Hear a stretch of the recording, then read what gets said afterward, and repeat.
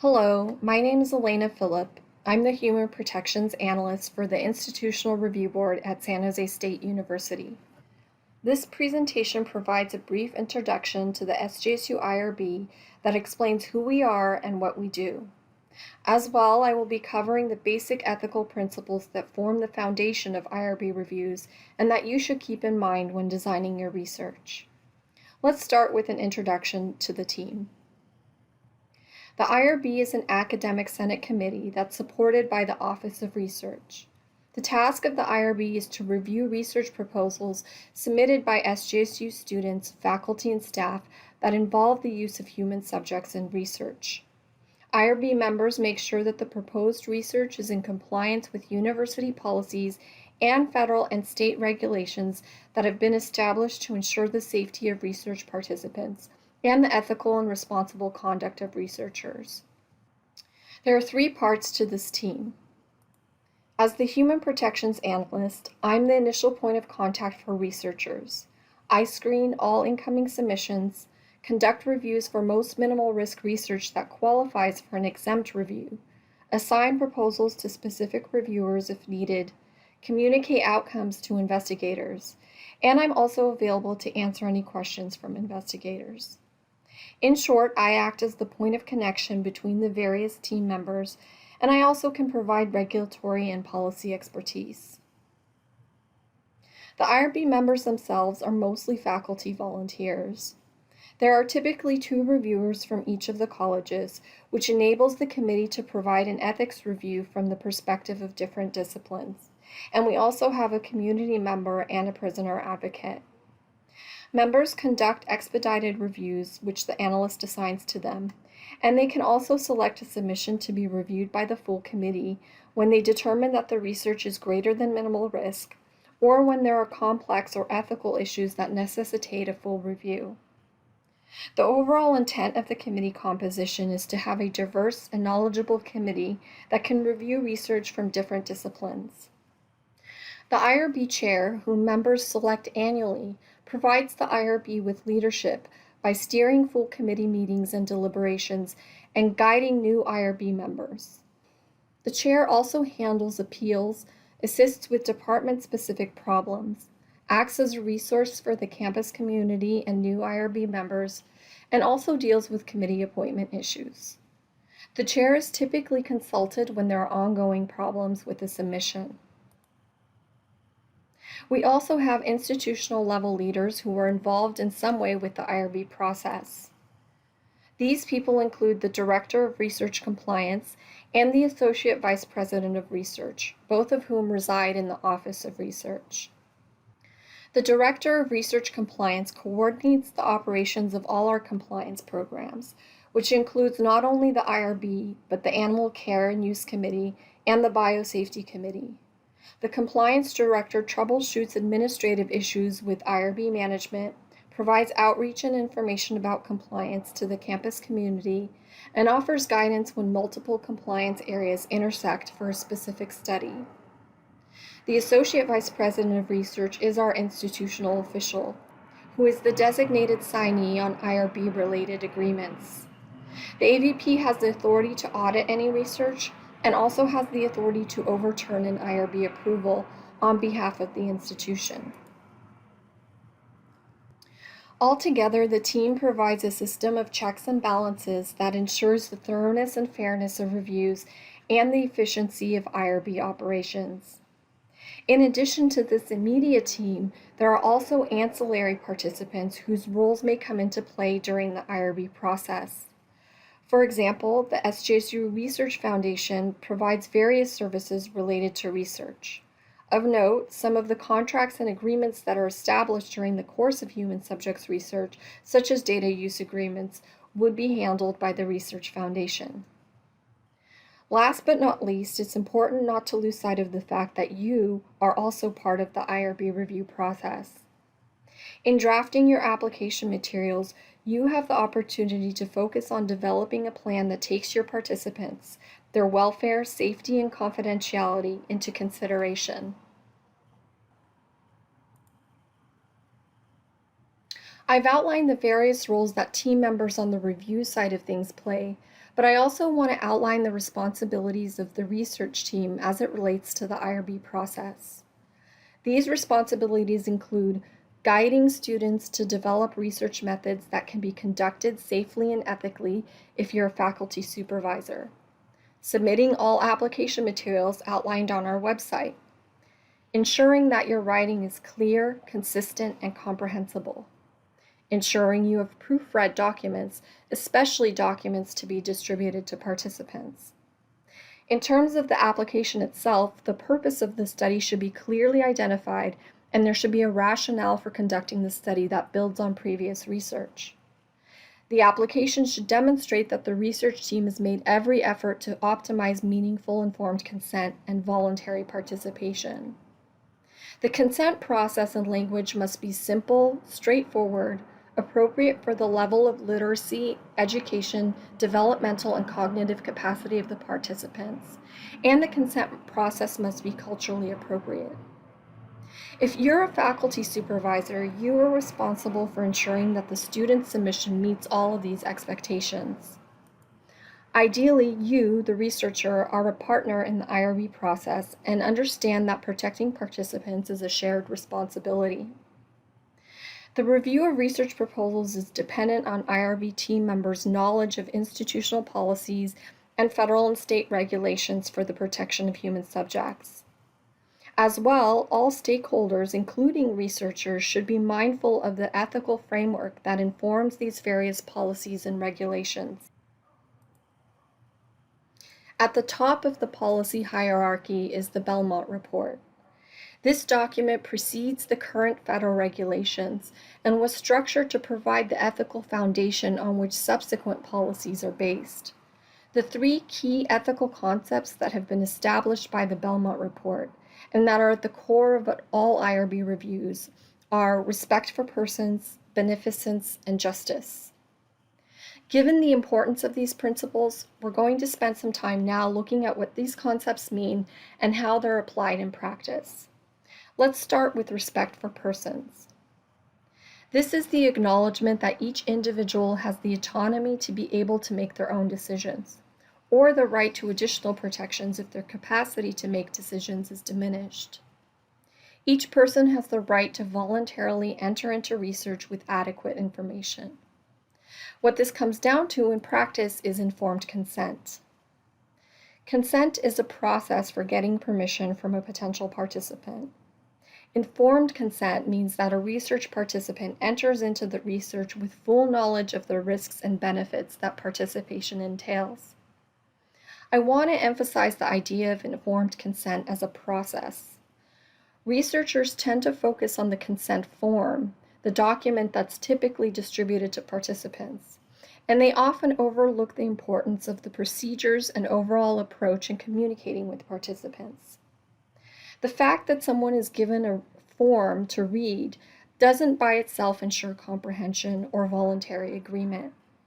There may be some studies where the consent document plays the dominant role, for example in a survey conducted online.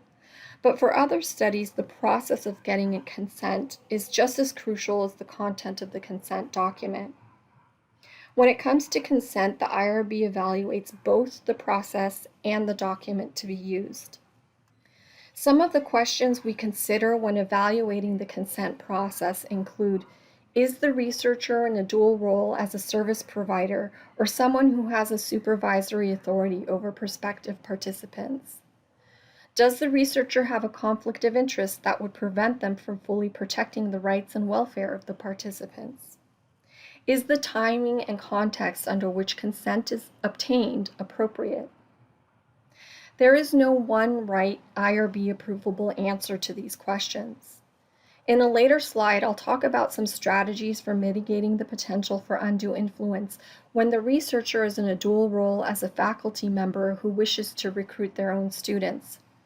This seems to be the most common scenario at SJSU, but overall it's important for the researcher to be able to identify and address any kind of positional authority that may interfere with getting voluntary consent.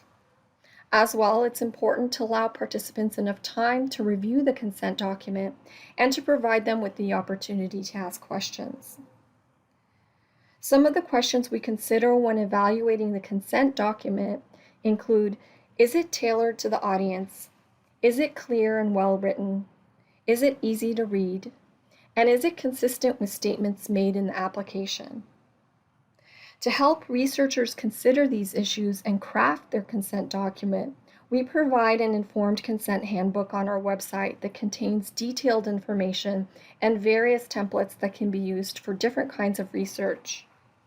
In addition, we provide writable templates for the most commonly used consent documents. Please make sure that you refer to one of these templates for the required elements and language when developing your approach to the consent process.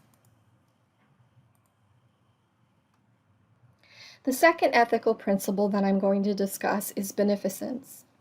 Beneficence is based on the idea often applied in clinical practice of do no harm. This means that researchers should do everything they can to maximize the benefits and minimize the risks for participants.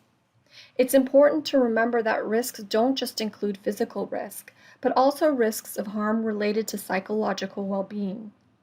For example, the loss of privacy, damage to reputation, or emotional discomfort may be risks that are present in social and behavioral research.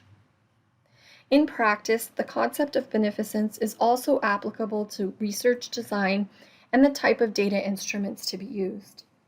A study must be designed in a way that doesn't expose participants to unnecessary risk. For example, if it appears that your data collection instruments are inconsistent with the study purpose stated in your application, or if they will not result in capturing data that answers the research questions you've posed, this is detrimental to beneficence because participants are exposed to potential risks that are unnecessary, including the fact that participants are asked to commit their time to an activity that isn't scientifically valid. The last ethical principle is justice. Justice requires that the benefits and burdens of research are equally distributed so that no individual or group is exposed to risk, while other individuals or groups get the benefits when the study results lead to improvements or advances. In practice, investigators are responsible for ensuring fair subject selection so that subjects are selected by criteria that are relevant to the research, as opposed to being singled out because of convenience. The population that's approached to participate should be the logical choice for answering the research questions. This also means examining the research questions to make sure that there is no inherent bias that would reinforce unjust treatment of a group of individuals. One common area where the idea of justice comes up is during the recruitment of students as research subjects. Students are frequently recruited as research subjects due to ease of access.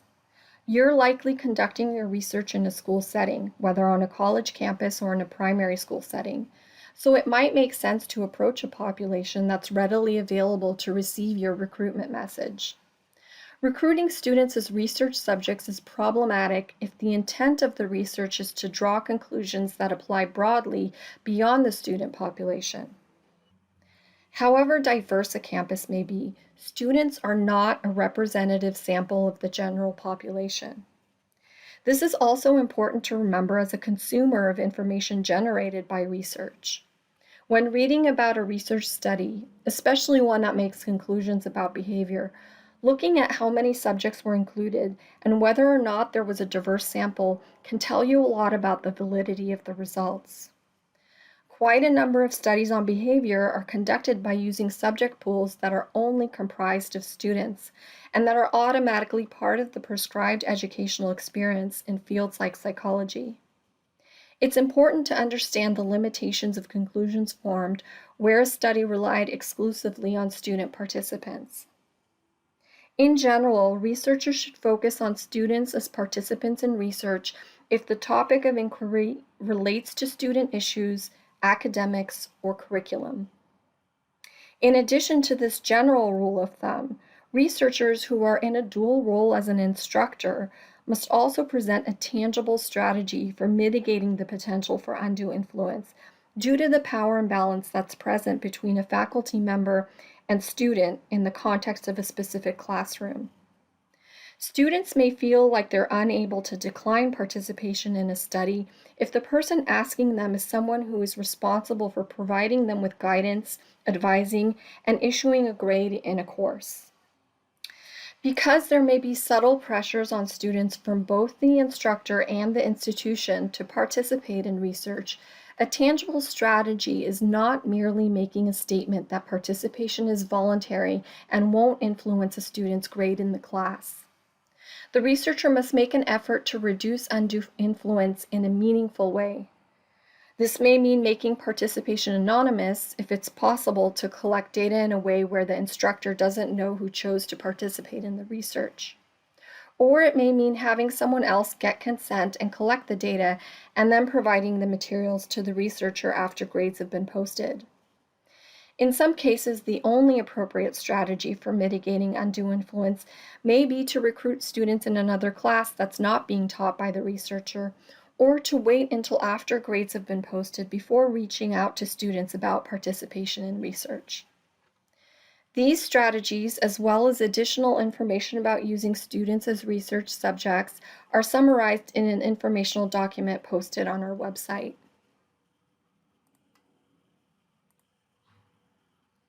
In practice, it can sometimes become apparent that the three ethical principles may come into conflict with one another in a specific context.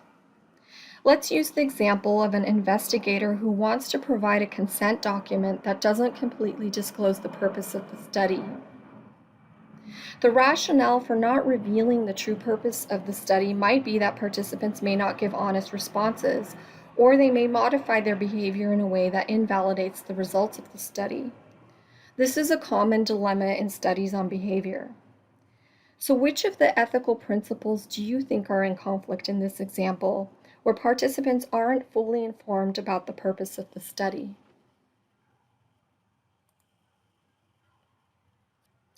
Well, if participants aren't adequately informed about the study beforehand, then the principle of respect for persons is compromised. They can't make a fully informed decision. On the other hand, if the results of the study aren't valid because the behavior or responses of participants were influenced by prior knowledge of the study purpose, that's detrimental to beneficence because the research results are based on inaccurate responses and the participants were exposed to unnecessary risk.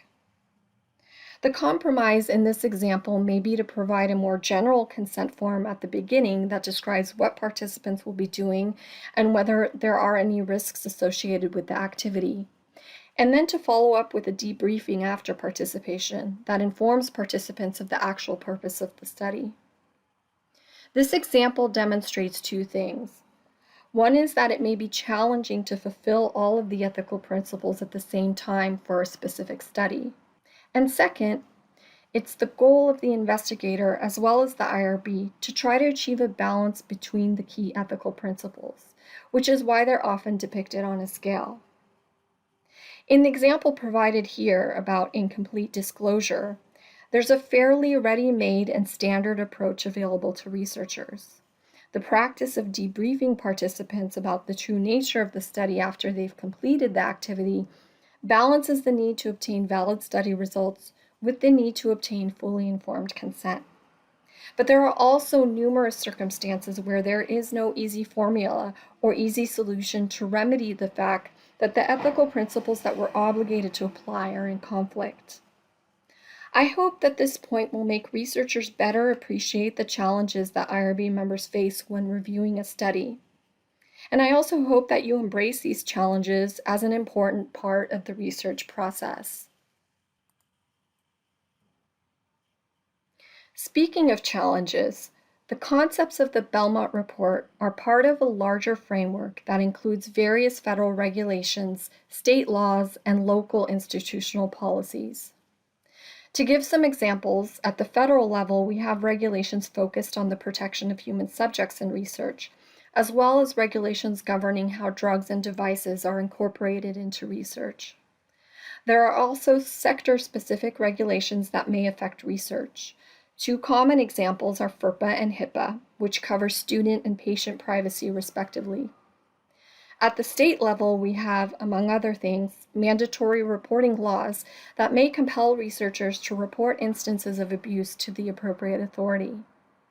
And at the institutional level, we have various policies and operating procedures that govern a range of concerns, such as who can serve as a principal investigator, how agreements between institutions and organizations are handled, and whether or not the regulatory requirements for human subjects research will be applied to all research or only funded research.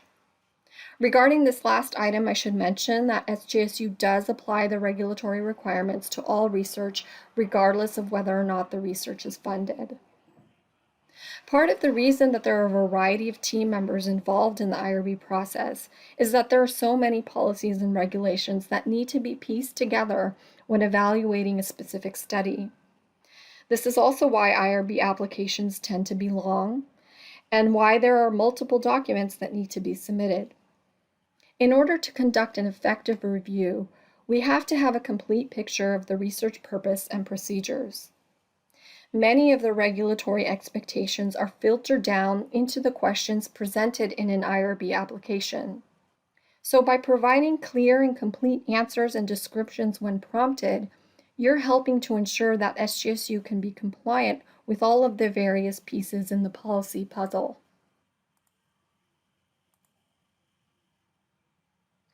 I'd like to conclude this presentation by pointing to the resources on our website that are provided to assist you in preparing for an IRB review. Specifically, the items related to the topic of this presentation on the who and why of the IRB. There are two comprehensive handbooks that we offer, one on informed consent and the other on data management. Reading these materials can help with the practical considerations that need to be applied in order to conduct your research ethically. If you need discipline-specific guidance, you can contact one of our IRB members for your college. A link to contact info is provided on our Contact Us webpage. Finally, you can contact me. If you have any questions or concerns about the IRB process, the required materials, and the timelines, send me an email or give me a call. Thanks for tuning into this presentation on the who and why of the IRB, and best wishes on your research endeavors.